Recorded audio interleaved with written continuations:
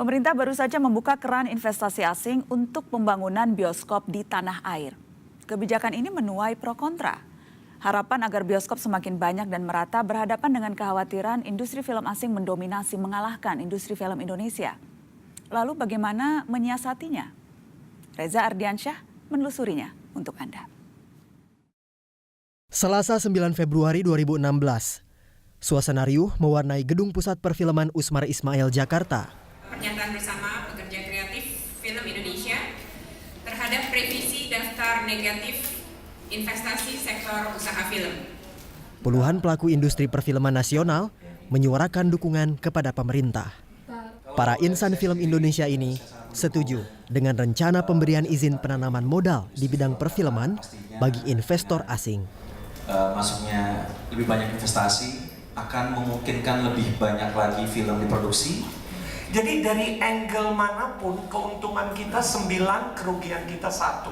Bagaimana bisa kita berjuang memajukan film Indonesia sementara kita tahu persis bahwa layar itu sangat kurang. Semuanya harus bersatu terus segera mencabut daftar negatif investasi karena kita nggak perlu takut pada modal asing. Wakil Ketua Badan Ekonomi Kreatif, Ricky Pesik, yakin penanaman modal asing akan membangkitkan perfilman Indonesia. Kenapa solusinya adalah membuka investasi luar? Nah, sebenarnya tidak tertutup kan selama ini kemungkinan para pengusaha dalam negeri untuk menanamkan investasinya di bidang ini, gitu ya. Tapi dalam perkembangannya berdasarkan sejarahnya tidak tumbuh-tumbuh, gitu. Tidak muncul-muncul juga penanaman modal dalam negeri. Ini kan kesempatan yang diberikan sudah 20 tahun lebih, gitu ya, untuk tumbuh, gitu, pengusaha-pengusaha baru dalam negeri di bidang ini. Jumlah bioskop di Indonesia hingga tahun 2015 tidak lebih dari 200 gedung. Di bioskop-bioskop Indonesia kini hanya ada sekitar 1.000 layar. Artinya, satu lokasi pemutaran film digunakan untuk sekitar 250.000 penduduk Indonesia.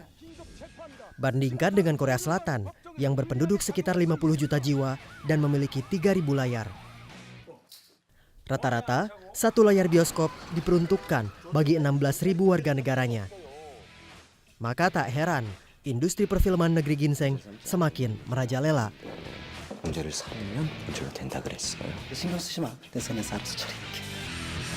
Tapi Pak, bukankah dengan banyaknya bioskop tidak menjamin bahwa penonton akan menyaksikan film Indonesia? Kalau kita lihat, yang pertama gini, biar bagaimanapun masyarakat akan lebih cenderung memilih sesuatu yang mereka kenal, gitu kan, familiar gitu, terutama untuk tontonan gitu ya. Di tahun 70-an juga banyak film import kan. Toh film nasional tetap lebih mendominasi begitu. Karena bioskop yang merata. Iya. Salah satunya karena pemerataan bioskop. Tapi juga waktu itu karena banyak layar, karena bisnis film udah menjadi bisnis dan menjadi kompetisi, produksi itu banyak, produksi filmnya, kegairahan terhadap produksi film nasional itu tinggi kan. Sekarang Anda bayangin, jumlah film tuh setahun udah hampir 200 kan film nasional ya. Dengan space yang sangat terbatas gitu, mereka cuman 10-20% gitu kan. Ya kebayang perebutan yang akan terjadi gitu kan. Padahal mungkin tidak semua film itu harus berantem di satu slot waktu yang sama gitu. Namun tak semua setuju dengan kedatangan investor asing di dunia perfilman. Ketua Umum Gabungan Pengusaha Bioskop Seluruh Indonesia, GPBSI, Joni Syafruddin, salah satunya. Sebagai Ketua Umum Gabungan Perusahaan Bioskop Indonesia, belum pernah diajak bermusyawarah, berkonsultasi tentang ini. Tahu-tahu sudah di ujungnya baru. Gitu. Namun Ricky menyanggah pernyataan Joni. Menurutnya, usulan yang diajukan Badan Ekonomi Kreatif telah didiskusikan dengan sejumlah asosiasi profesi. Dalam prosesnya Badan Ekonomi Kreatif menerima 4 positioning paper dari 4 asosiasi. Yang pertama itu APROFI, kemudian PPFI, kemudian APFI, lalu GBPSI. Ini nggak bagus, dalam alam demokrasi ini nggak bagus. Ini akan menimbulkan kecurigaan nanti. Ada apa dengan orang-orang ini membuka investasi ini? Karena dulu zamannya SBY pun nggak mau Pak SBY buka. Kenapa? Yang saya khawatirkan satu adalah itu akan terjadi nanti penetrasi budaya dari luar. Penampilan nilai budaya negara asal dalam sebuah film memang tidak bisa dihindarkan. Tapi bukan itu yang paling membuat Joni khawatir. Penguasaan pasar juga tak kalah berbahaya.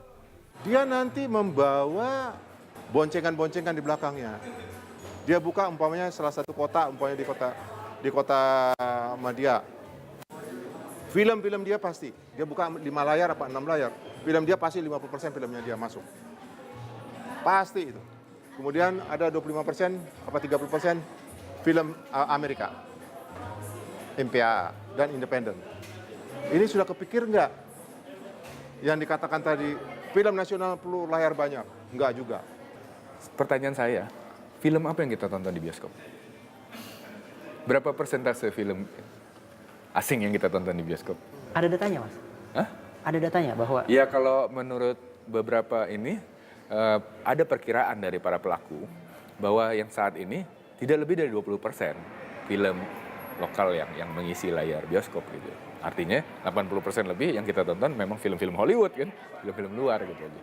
Dan itu sudah terjadi 25 tahun lebih gitu kan. Setelah era film zaman Warkop, zaman film Benyamin itu menguasai layar-layar di Indonesia ya, bioskop di Indonesia gitu pada era itu. Atau film-film Teguh Karya pada saat itu ya, atau film-film cinta remaja seperti Kita Cinta dulu, itu kan bisa menguasai bioskop. Ricky bersikeras mendatangkan investor asing menguntungkan karena bisa memancing tumbuhnya kualitas film nasional. Apalagi, izin investasi juga diberikan di semua sektor industri film nasional. Dari tahap pembuatan atau produksi, penyebaran atau distribusi, hingga penayangan atau eksebisi. Soal mutu film dan kualitas film, otomatis dengan adanya ini memberi peluang kan untuk membuat film dengan kualitas yang lebih. Karena membuat film itu mahal sekali. Apalagi kalau dibuat dengan lebih serius ya. Dan kalau mereka harus dalam tanda petik berjudi dengan kemungkinan dalam waktu 1 minggu nggak laku, itu sungguh mengenaskan sebenarnya. Tidak berbanding lurus seperti itu. Kalau film Indonesia itu diterima oleh masyarakat, layar akan dapat banyak. Tapi kalau tidak diterima oleh masyarakat dalam arti tanda petik, tidak laku, ya itu udah hukum ekonomi, ya kan? Harus memperbaiki diri, introspeksi gitu loh. Sosok yang bertanggung jawab terhadap sebuah film adalah produser. Dia yang membiayai suatu judul hingga akhirnya tayang di layar bioskop. Banyak film dibilang ini nggak akan laku, ternyata 4 juta penonton. Nah, ini film apa ini? Inilah Ram Punjabi, produser film yang membiayai 220 judul sejak tahun 1969.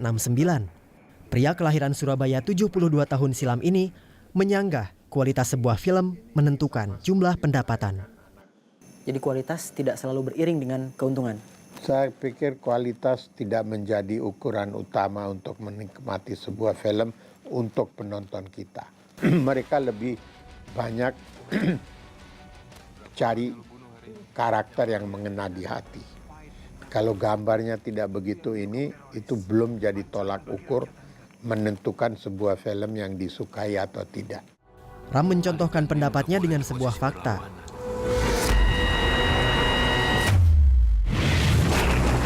Ketika membiayai film 3 yang dibesut sutradara pencetak film laris Comic 8, Ram justru tidak mendapat hasil serupa. Kejadian serupa juga dialami film Mencari Hilal. Kalau dijelaskan, nanti kamu semakin banyak nanya. Itu waktu kita preview, semua orang angkat jempol. Kalau bisa jangan 2 jempol, 4 jempol diangkat memuji film itu. Tapi begitu main di bioskop, ternyata penonton tidak mengapresiasi film tersebut karena merasa tidak dihibur, merasa diguruin, merasa sesuatu yang bukan urusan mereka untuk jadi bagian dari film tersebut. Jadi saya mengatakan bahwa selera penonton kita dan wanita itu punya kebersamaan, yaitu misterius. Meski teka-teki menjual film Indonesia, bagi Ram selalu menjadi misteri, ia yakin jumlah dan kualitas bioskop menjadi faktor penting. Saya kira pokoknya harus lebih banyak bioskopnya, lebih baik untuk peredaran film nasional. Asal setiap bioskop itu kualitasnya tidak kalah banyak dari kualitas yang kita lihat, yang kualitas prima.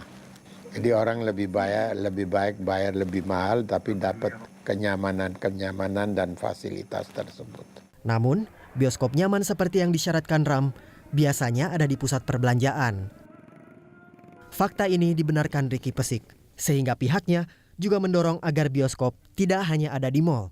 Sekarang ini hampir menyeluruh layar bioskop hanya ada di kota-kota besar, di 50-an kota dari 500 lebih kota dan kabupaten yang ada di Indonesia, hanya 10%. Mal-mal dan tempat-tempat ini kelas menengah atas gitu rata-rata. Jadi setelah ada investasi asing, bioskop bisa terpisah dengan gedung tersendiri? Iya, tapi salah satu usulan kita adalah mengusulkan pemberian tax allowance kepada investasi asing yang bermitra dengan lokal minimal 30% dan mendirikan bioskop di kota non-ibu kota provinsi. Tantangan yang dihadapi pemerintah untuk mengembangkan gedung khusus bioskop saya dapati ketika mengunjungi Mulia Agung Theater di kawasan Senen, Jakarta Pusat.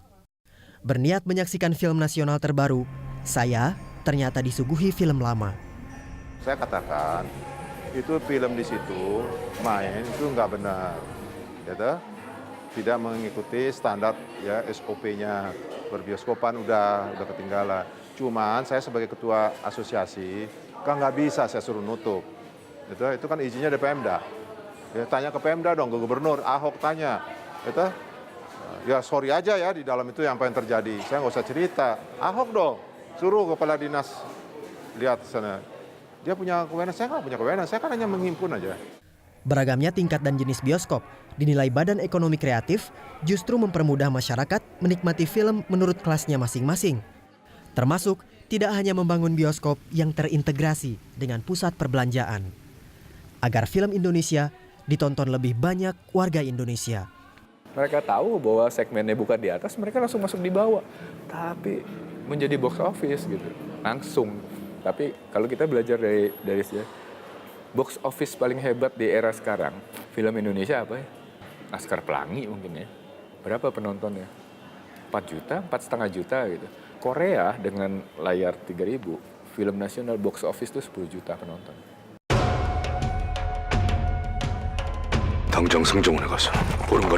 Bayangkan kalau misalnya kita bisa sediakan layar, tersedia layar lebih banyak buat para produsen film nasional, dan mereka bisa mencapai angka segitu untuk box office. Sungguh menggiurkan mungkin industri film ini kan untuk banyak pihak gitu. Pertengahan Januari lalu, Badan Koordinasi Penanaman Modal dan Badan Ekonomi Kreatif mengusulkan pembaruan daftar negatif investasi. Di dalamnya tercantum usulan, industri perfilman bukan lagi bisnis yang diproteksi negara dari campur tangan pengusaha luar negeri. Dengan berlakunya regulasi ini, apakah wajah perfilman Indonesia akan berubah? Malah kemungkinan bisa aja mereka co-production gitu kan. Siapa tahu gitu, ternyata dengan masuk ke ini, bintang Indonesia bisa main dengan bintang Hollywood, produksi film di sini gitu, right-nya untuk di Indonesia mereka dapat, dan kesempatan mereka juga untuk dilihat oleh pasar luar gitu kan. Mereka bayi yang ditinggal ibu. Mereka lahir prematur.